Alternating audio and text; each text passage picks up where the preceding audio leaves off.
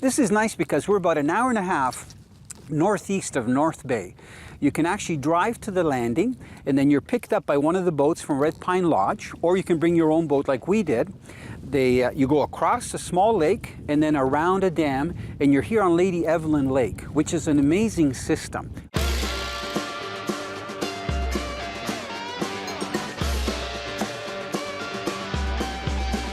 Let's go fishing. People, when you're in the mood, let's go fishing. Well, it's just me and you. Head on down to the fishing hole. Grab your hat, get your pole. Let's go fishing when you're in the mood. Canadian Sport Fishing is brought to you by Rapala, premium fishing gear crafted from experience. Yamaha Outboards, reliability starts here. Sail, the outdoors superstore. Fisher Girl, catch the passion.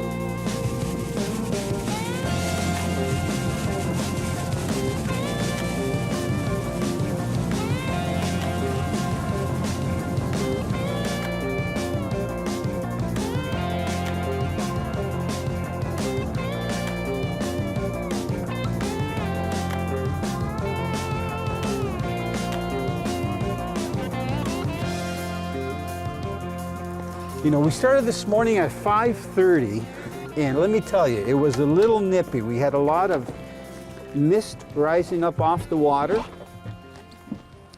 I said to Ryan last night, you know, how early do you want to start? He said, how about we go 5:30? I went, okay, it's still dark at 5:30, Ryan.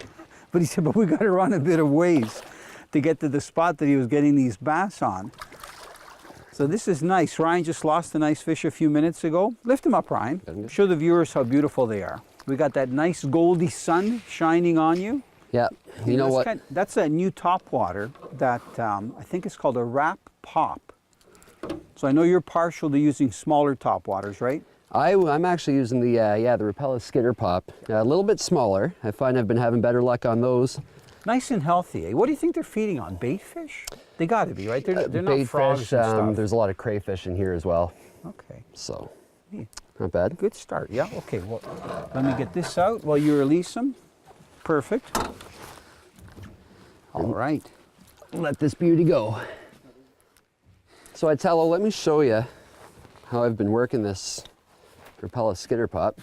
It looks so small, but I guess they like it because I'm used to using a lot. Look at the size difference, right? Mine's like almost twice as thick and longer. But I definitely like the smaller ones up here. Yeah. Give it a nice, good long cast. Yeah. Obviously, topwater, doesn't matter what type of bait you're running. It's good to let it sit for a couple seconds immediately when you cast out. I find you get a lot of strikes right off the bat, even before you twitch it. But how I've been working this, first you pause it, Yeah. give it 2 twitches, pause, 2 short twitches, pause. So I just keep doing that over and over and over until they hit. Well, you had that nice big one on. Now you said you got 3 or 4 in that bay also a few days ago? On kind of the shallow saddle that came up to about 6 feet, and all nice fallen timber and lumber in there. Beautiful spot. Xmark, you find fish catch of the day. Hello, CJ. How you doing, pal? You know the picture that I'm looking at? I'm looking at you with that great big fish that I guess your dad put up on our app. I was watching the show, and I saw the app, and I told him about it, and then I actually posted it. So I was at Adams Lake, and my dad's friend Tim offered to take me fishing. So I went fishing with him, and we were fishing at like 100 feet deep, and we weren't catching anything. And I told him to change the lure, and we did, and we changed it to like a spoon that was like, it was pretty big. And when we were almost back at the dock, we caught one, and I caught the lake trout, and yeah, it's pretty cool.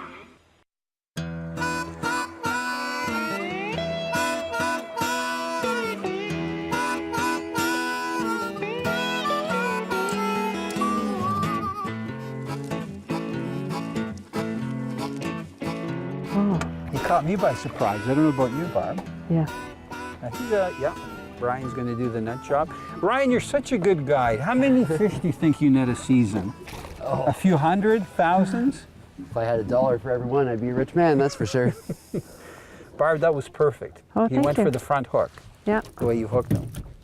Ryan, do you need the pliers? I see you putting your sleeves up. You're getting ready. Yeah. As long as I can get a good grip on him before he shakes the hook into my thumb. Now, have you taken many customers fishing topwater for smallmouth here? Because I know everybody concentrates on walleye. Right, our lake is definitely more known for its trophy walleye fishery, but starting right around now, middle August, especially through to September, the bass fishing can be unbelievable up here, especially on the topwater. Well, we've got a few days. I'm looking forward to it. And you get them all sizes, eh? Like that's a small one. That's about 1.5 pounds. Yep. Right up to 4 or 5 pounds? This is a little guy. I've seen him up to 6, over 6 before, so Nice, healthy fish. pretty fish, eh? Yeah. Even they've got the bellies Yeah, on. yeah. They're all healthy, so they've been eating well. So Beautiful. Well done, Barbara. Well, thank you. Nice release, Ryan.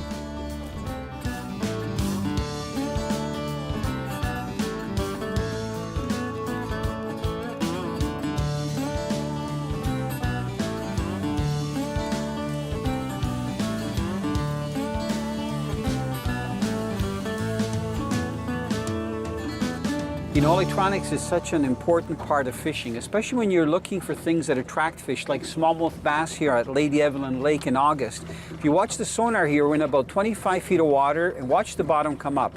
What we're fishing are these reefs or shoals that are coming out from the shoreline. So in this case, we've got a plateau coming up, and it should come right up to about maybe even 4 feet. So what we're doing is casting our top waters right on top of these little reefs or bars that are coming out from shore. Okay, so very, very important to locate these. And a lot of times, even if you have clear water, if it's overcast, you don't know where these are. So having the sonar is really important. And then of course, if you have a GPS, you can actually save the track that you've been making so you can make the same drift or work with the electric. Now, if you look just over Barb's shoulder over here, you can see that there's a lot of trees that are standing in the water, and this is part of this flat that's in here. So this is because Lady Evelyn Lake was created when a dam was erected on the Montreal River and the whole area was flooded. So the smallmouth not only relate to these, you see anywhere from 5 to about 12-foot reefs, but also to a lot of the timber that's in the lake. So if you use your eyes to locate some of the rock piles and reefs, and also look for the trees that are in the water, plus you've got a sonar, you've got a pretty good chance of staying onto the fish.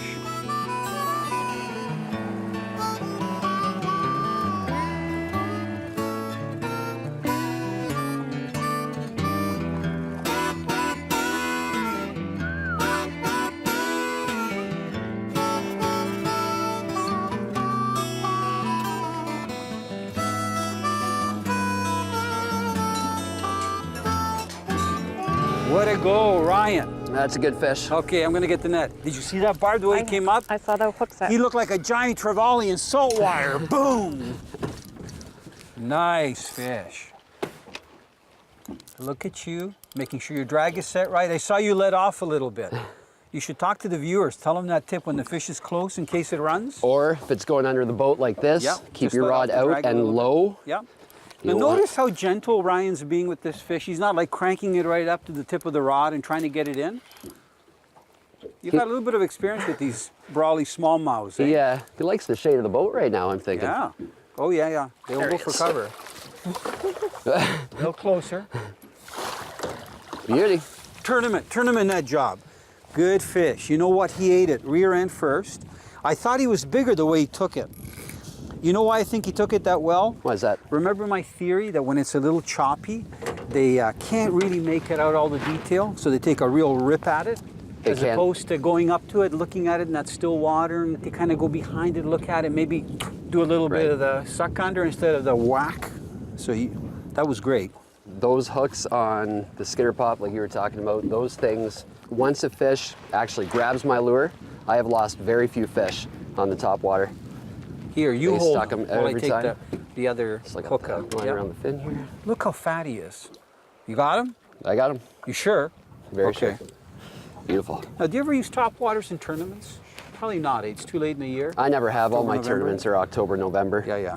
You're fishing fish that are near the bottom. and Dragging the stuff. tubes.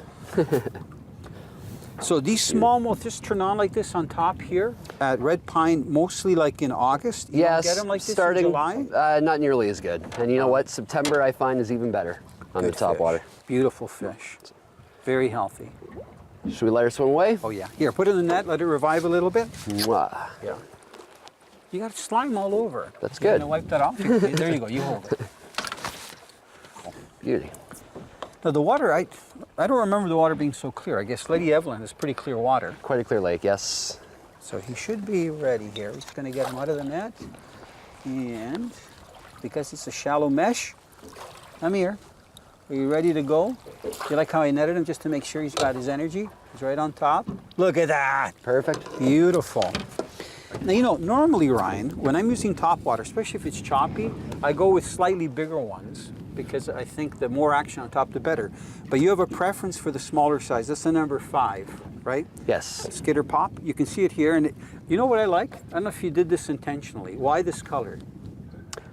I like the whites or the blacks because it's more of a silhouette when a fish is looking up at it. So I just think they could see it a little better. So I set you up. I can't believe I set you up on that question. I'll tell you why I'm so impressed you got this color.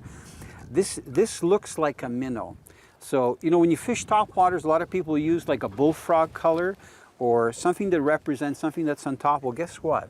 When you're fishing open water reefs and shoals, using a minnow bait that's a topwater lure makes a lot of sense because a lot of times the smallmouth are not feeding on frogs or insects along the shore.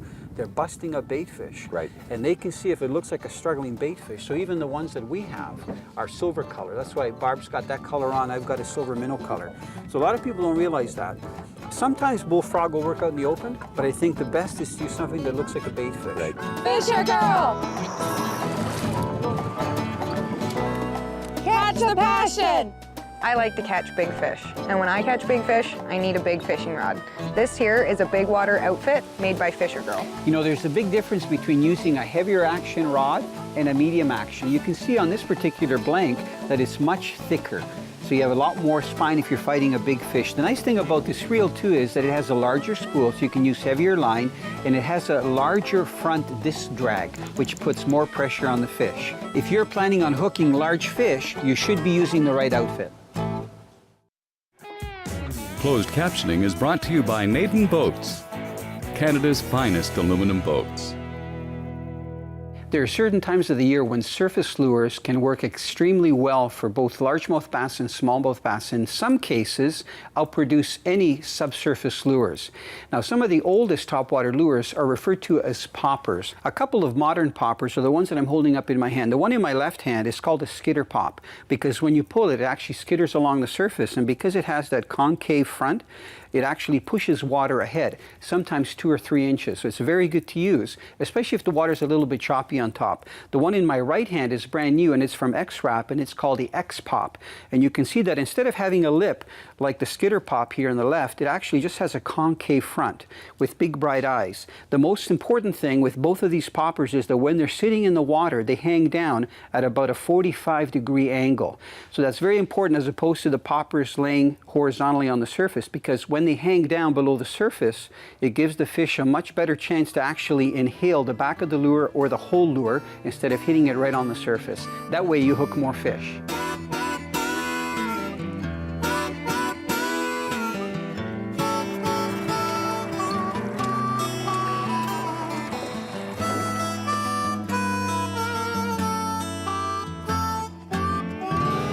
Funny, eh, with this conditions, they're still hammering it, eh? Even in the waves. This is Wow, nice awesome. jump. That's the thing about smallmouth. They love to come out of the water. Barb, do you want to grab the net? Sure. Here. Here, I'll take the Since you're rod, at the Barb. front. Okay, Perfect. You have the net. Okay. And this way, I got to be careful. I was watching Ryan. So he's going under the boat. I'm going to Yep. try to go around the electric. It's not running right now. Okay, Barb, we're going to switch You are sides. good, man. Well, you know, this is why you got to keep your eyes on these guides, eh? Because Yeah, you can learn yeah. so much from them. Uh-huh. Look at gorgeous fish. Yeah. On 10-pound test, which is, I think, a really good weight to use, especially if you get into a pike or something. Now we're coming up on this rocky shoal. Hopefully, you won't throw the hook. Okay, Barb, perfect. Nice fish. Good landing, The Barb. stripes on it, eh? Yeah. Very healthy. You know, I find that smallmouth in northern lakes have a little bit more stamina than some of the ones down south. And you've Right. done a lot of fishing in Erie and stuff. I mean, they fight good, but they're almost like a softer tissue or texture. So I don't know if it's because the lakes are warmer. That's the electric just hooking up on some rocks. Perfect way to... Ryan, would you mind handing... Oh, I'm okay. Need the pliers? I thought I was going to need the Good. pliers. Look, isn't that a pretty smallmouth? Okay, Barb, look when we get back in the water. Okay. You want to make sure that he's got lots of energy. Lots of energy.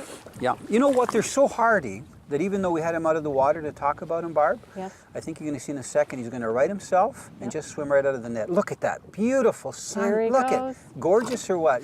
Now, this new lure from Rapala, the Topwater lure, has actually produced good. I've lost a big fish on it. I've got a couple so far. This is the X Pop. And you can see that it's got a very natural minnow color. Look at the scales. You can see the detail in this thing. I like the fact that it's got nice big eyes and that nice concave front. So when you pull it, if you pull it with your line down towards the water, you get a nice bloop of air bubble coming up. If you pull it with your rod tip up, it more skims across the top like a skitter pop. And I think that this hackle is really important. That's part of the X-Wrap series, because when that's dangling in the water, it almost looks like a fishtail. And I think the fish zero in on it and they go for it. And when this lure is hanging in the water, we're going to pretend here that my hand is the water level. It hangs at about that angle, which is great because 2/3 of it is hanging down. So when a fish is following it and you're making it do the topwater action, when you let it settle for a split second, it hangs down and those fish grab the hooks, which is great. So it's a very good lure to use for smallmouth bass, largemouth bass. I won't be surprised even if we get a walleye fishing here when we get close to some of these reefs in open water.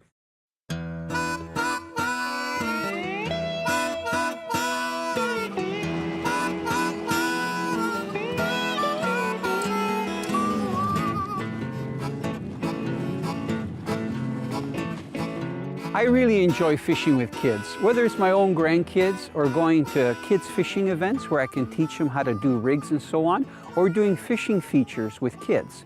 You know, one thing I've realized is that when we were younger, someone took the time to take us fishing. Not only is fishing with kids a good chance for them to have some fun on the water, but it gets them out from the house and out from watching TV and doing electronic stuff. And it gives us an opportunity to teach them about the environment, teach them about conservation. And you know what? I've got a feeling that if you would take some kids fishing, they might even get hooked and become passionate anglers for life.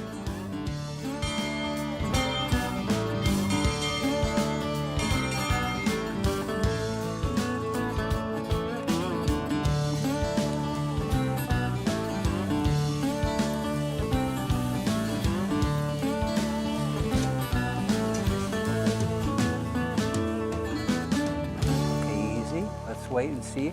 I know it was a good fish because he came up once and missed it, and then Yeah. you paused and he turned around and he nailed it. He did. And you set the hook perfectly.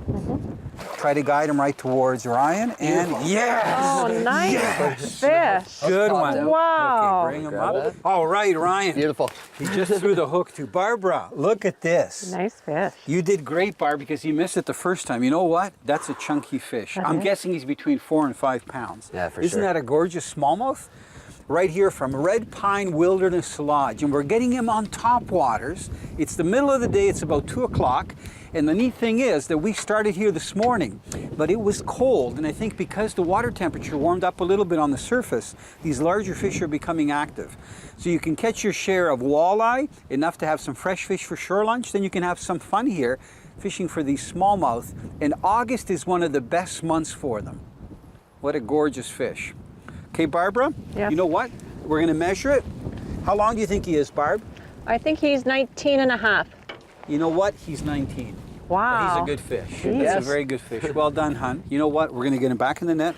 Ryan, I knew you were a good walleye guide, but I'm really impressed that you know where the bass are too here at Red Pine Wilderness Lodge. I wonder if a lot of the guests even know how good the bass fishing is here. Look at that. Gorgeous.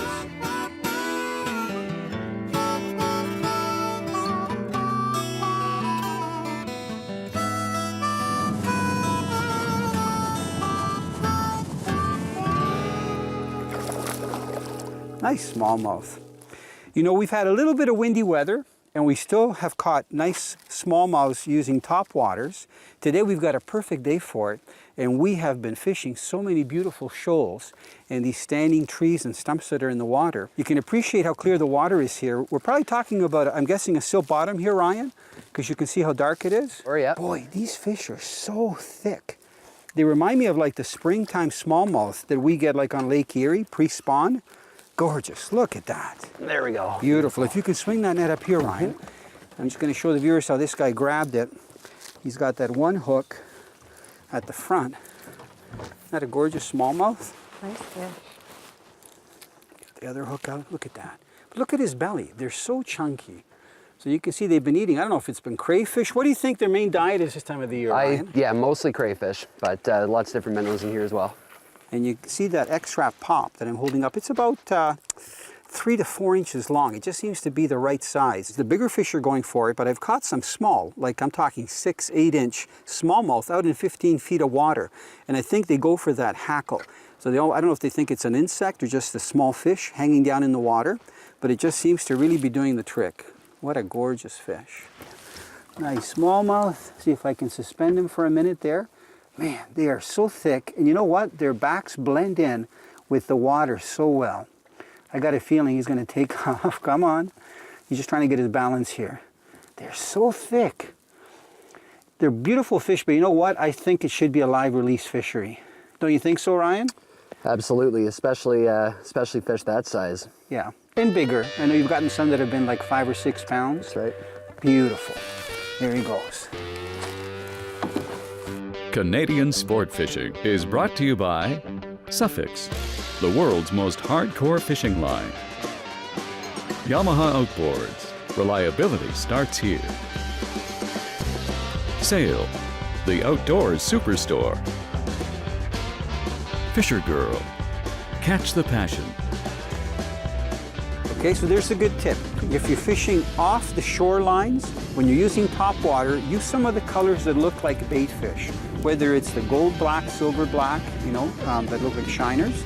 If you're fishing close to shore, you're really working those lily pads, whether it's largemouth or smallmouth, then go with the frog, bullfrog colors, some of the more natural colors of stuff that would fall in the water. Some of them are gray, you know, almost like a mouse or a bowl color. So this one's been pretty beat up. You might have to do a little bit of polishing, you know, put some of the, what's that called, the polishing thing on it. Just add some character.